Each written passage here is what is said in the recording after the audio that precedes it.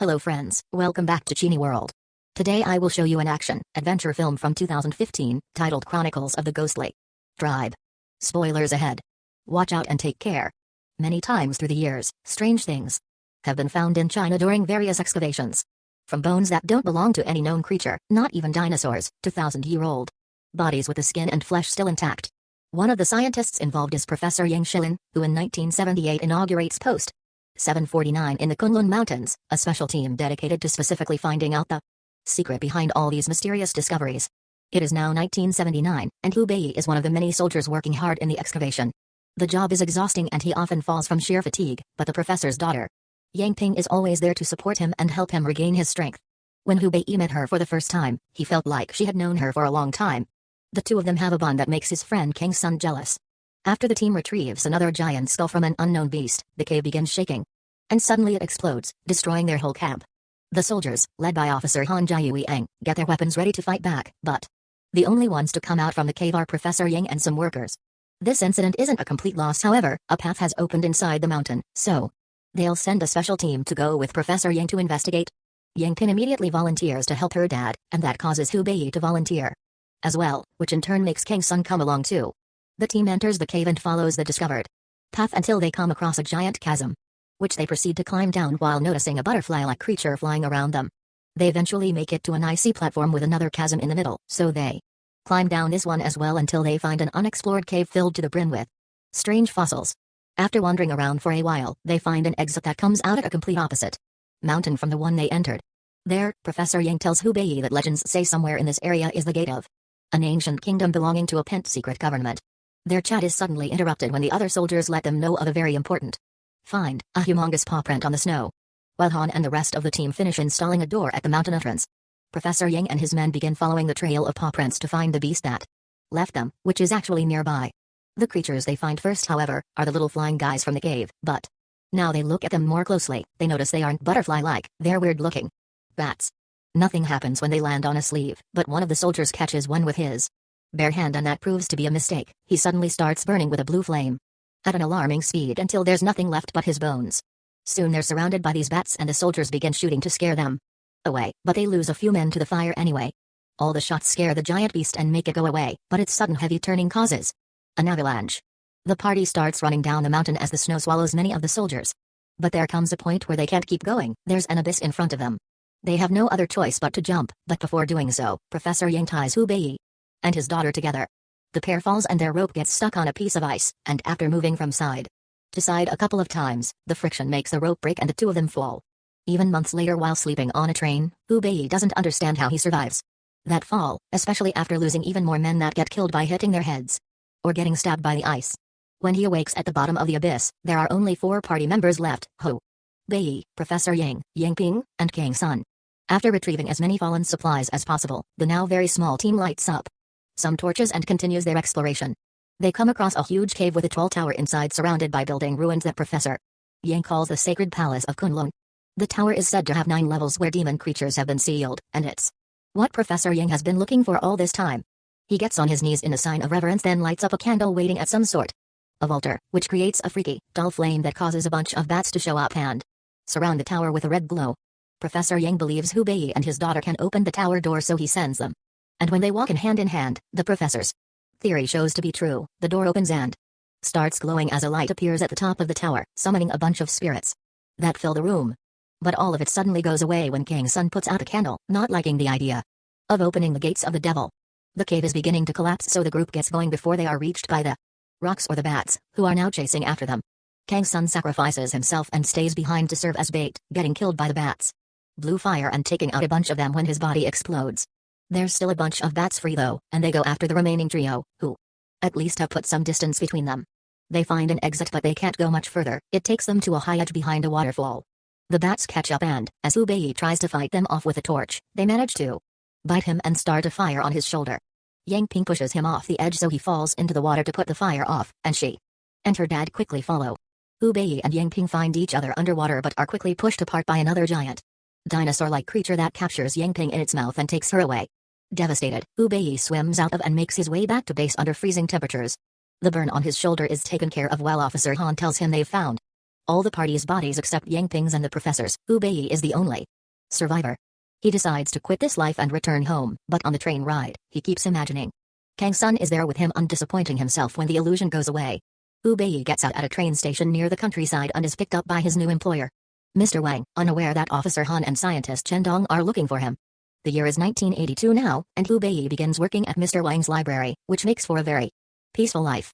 When they go to have lunch together, Mr. Wang takes him to a local restaurant where Hu Bei is shocked to reunite with childhood friend Wang Kaixuan, who works there as an entertainer.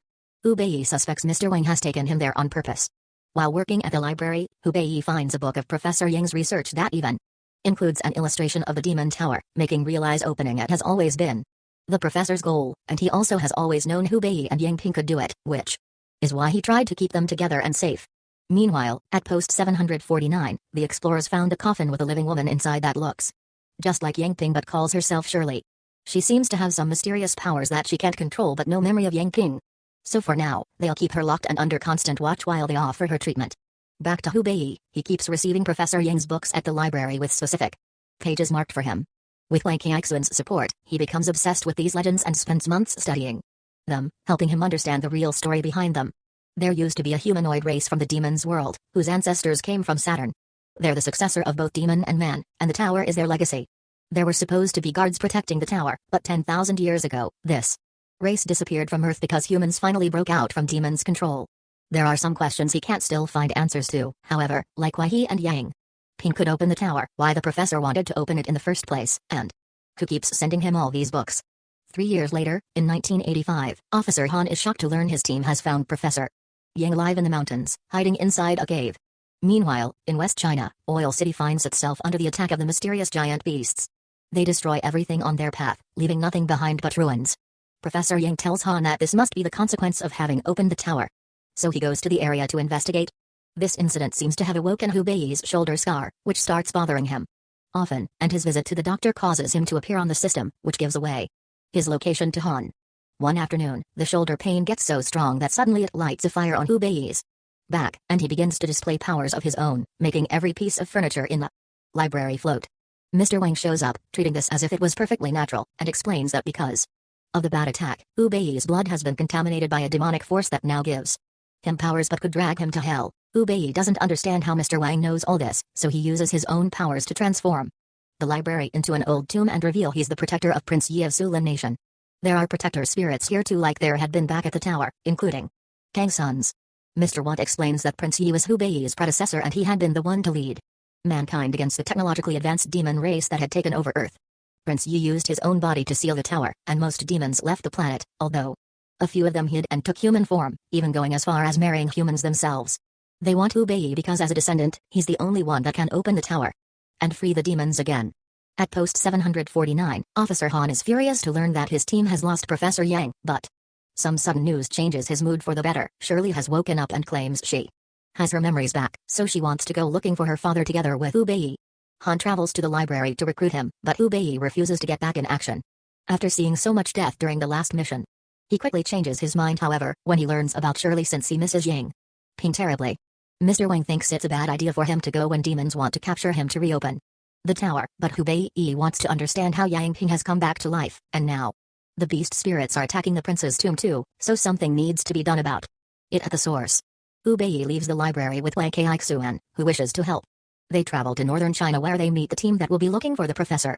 Chen Dong, a woman called Cao Yi, a bunch of soldiers, and of course, Shirley. Hu Bei can't stop crying when he sees her again, but while she remembers his name, she acts rather coldly towards him and insists to be called Shirley instead of Yang Ping. The team travels through the desert by using camels. After a few days of peace, they suddenly find themselves in a sandstorm, so they ride away as fast as they can to leave it behind. There's a little detail they don't notice though. The only reason why the sandstorm doesn't follow them anymore is that they cross an invincible force shield that keeps the storm away as they enter the ruins of Oil City. Once they dismount in a safe area, they realize they actually lost a few men during their escape, including Wang Kaixuan. This second group is still in the middle of the desert without their camels, so they're trying to reach the well site they've seen in the distance when suddenly, they're attacked by one of these demon creatures. They split as they run away, and the demon kills one of the soldiers as the rest of the group reaches the well site, only to find a second demon there. This demon kills all the men except for Wang Kaixuan and a friend, who find a bicycle and make their way into Oil City to reunite with the rest of the team, who has been exploring around and finding nothing but ruins and bodies. Hearing about the demons, Hubei wants to leave to avoid another massacre like it happened last time in the mountains, but Chendong and Shirley want to stay and finish their mission. There isn't much time to discuss this though, because the demons find them and the team must get ready to fight. They arm themselves and shoot the first beast, thinking they've managed to kill it, then they chase after the second one. When they turn around however, the first one is gone. While the team fights the beasts, Shirley runs away to enter an abandoned school, and Hubei follows her there. He finds a bunch of bodies hanging from the ceiling and a hole in the ground which he enters to discover an underground tunnel that takes him to the prince's tomb. There's a demon there too, which pushes Hubei and hurts him, but before it can go any farther, Shirley shows up and tames it, making it go away. Then she uses her powers to make Hubei's unconscious body levitate into the coffin, which she closes before leaving. Back in town, more demons have arrived, so the team hides in the highest floors of buildings to shoot silver bullets and rocket launchers from afar. They manage to hit a few, but most demons dodge them and climb the buildings to go after them. YY manages to avoid being found by pretending to be a mannequin, then she runs to hide inside a bus with Wei Kaiksu, and while they try their best to survive, the constant hits the demon that has been chasing her keeps throwing at the vehicle.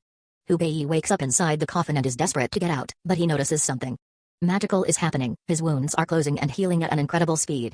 Mr. Wang's spirit appears before him, telling him the coffin will help the prince live again.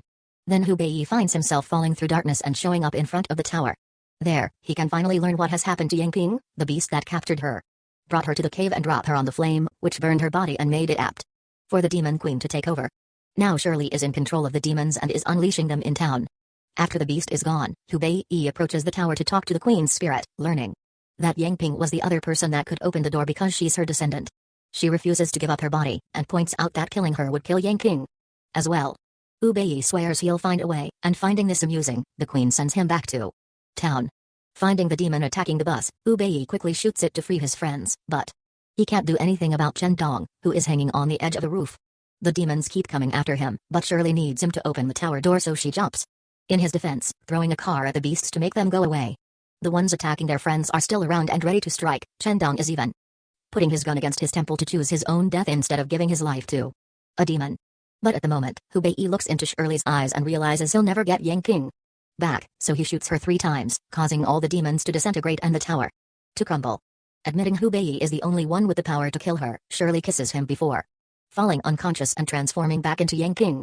Hubei cries over her death, but Yangping suddenly speaks and expresses how glad she's to see him one more time, so Hubei picks up her body and takes it to the prince's coffin, hoping to heal her. He lays down with her inside, and as he touches her forehead with his, he gets a vision of her memories. Yangping had powers since she was a little kid, including the ability to bring beings back to life, but her mother forbid them to use them. It wasn't until she saw her burn in blue fire that she understood her mother was a descendant from the demons that took a human form and married normal people. This is why Professor Yang had been researching the tower his whole life. He hoped one day he could save his daughter from the destiny that awaited her. Back in the cave, the only reason why they survived the fall was that Yangping had used her powers to revive them all. Before the connection ends, Yangping tells Hubei that she loves him and requests not to give up on trying to find her father. Hubei respects this wish and leaves the desert with his team on the camels, ready to keep on searching while a giant beast watches them from afar. Thanks for watching. Please subscribe for more videos.